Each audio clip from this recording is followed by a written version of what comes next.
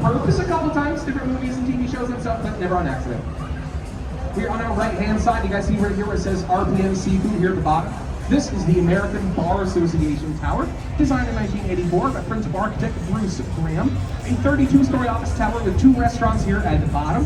I'm gonna give them a quick shout because we've got a lot of places to eat in Chicago and I have opinions. So, RPM Seafood is objectively the best quality seafood in the city, although it ranks among the most expensive, but you get what you pay for. Below that, Pizzeria Portofino closed tonight for a private party, looks like. Really nice Italian food right next to the Chicago River. Here on our left-hand side, this is the blue glass high-rise here on the left. This is 111 West Flagler Drive.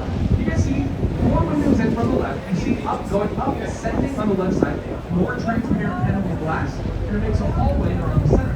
That is called review. Is that what they're talking about? Super specific, like structurally about the Where? This 111 though, it's designed to be more of a general review. The concept is that you want to Where is it? be able to tell it's residential just by looking at it. Because of course, you can see inside some of the windows. Passing the Nicholas South Street Bridge, coming up here on the right-hand side again, and 300 North. 300 North was sound here for our green and environmentally friendly buildings in the city of Chicago.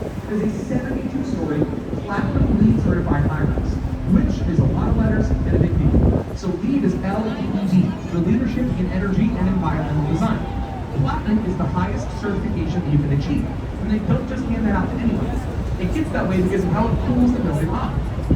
Because believe it or not, there are no air conditioning units in the tower. To cool off, they use the river water. In the system, the cycling the river water to the side of the building. Now we're taking all out about 65 degrees Fahrenheit. Spits that water back out into the river, and it comes back in a little bit cleaner as well. Now, over here on the right-hand side, what I'm sure we are all looking at right now, here on the right-hand side is the merchandise bar. Now, the merchandise bar was finished in 1929 by firm Graham Anderson Probst in White. It's got 4.25 million square feet of space in there, which is 8 miles of hallways and a footprint of 5 entire Chicago city blocks. However, How are you enjoying it, Natalie? Here is called Art on the Mart. This happens almost every weekday, I think, except for Tuesdays, maybe. They don't do it. It's one weird day of the week that they don't put this up. But Art on the Mart is the largest digital art display in the world. It's coming from over there on the left. So you guys see that kind of box of lights over there where all those people are hanging out? There's also audio that goes along with it. It's artonthemart.com, very easy to remember. They have a little radio show that plays along with whatever is going on here. So sometimes it's different art exhibits or new things coming into the Art Institute. Sometimes different local artists will spot out like a show on the outside where they have displaying their art and a little bit of audio going along with it. But Art on the Mart, definitely a cool thing to check out down here in downtown Chicago by the Chicago River. Coming over here on our right-hand side again, we're coming up in an area of town called Wolf Point. Now, Wolf Point has been undergoing a lot of renovations over the last like 7 or 8 years or so. First up, we see Wolf Point East here on the corner. Wolf Point East was a 70-story mixed high-rise, having condos and apartments. Is that in Wolf one Point tower, right and there? a little coffee shop at the bottom. The bottom couple of floors are recreation space for the folks up top, like they've got their own swimming pool, their own tanning deck, their own gym, their own private bar with their own personal bartenders with their own private stock of alcohol. Must be nice. Here on our right-hand side, we're coming up here on the Salesforce Tower. Finished in 2022, so relatively new here. We're from Pelly Clark and Pelly, 80 stories tall. In this case, it's about 912 feet.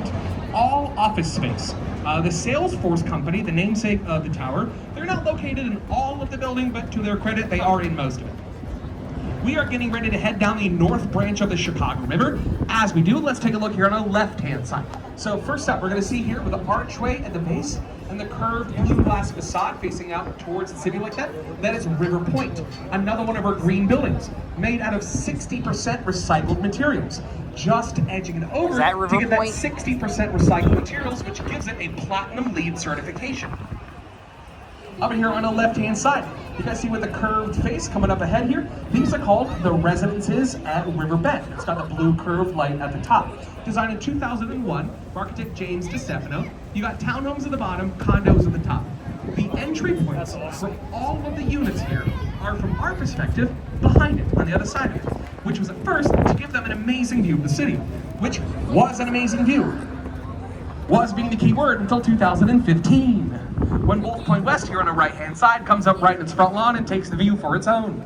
However, a bit of architectural karmic justice is happening because Wolf Point East and the Salesforce Tower are both built right in front of it and are both much taller than it is, so they get to see what this feels like, and I'm sure it doesn't feel great. But here on our left-hand side, this red brick building